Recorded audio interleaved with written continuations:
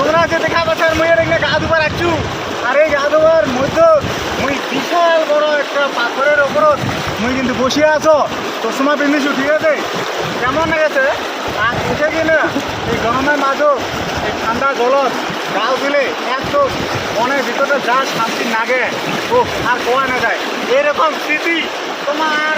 মরি যাবেন তাও আর এরকম স্মৃতি মনে রাখিবার পারিবার নহন সবসময় মনে থাকিবে এই স্মৃতি আজও মনে পড়ে আমার এই 3টে বছর আগত আমার এটা কিনা গা ধুবার আছি তার জন্য আমার আজ কিনা এটা কিনা আমার গা ধুবার আছি আর এটা কিনা থেকে বলছেন অনেকজন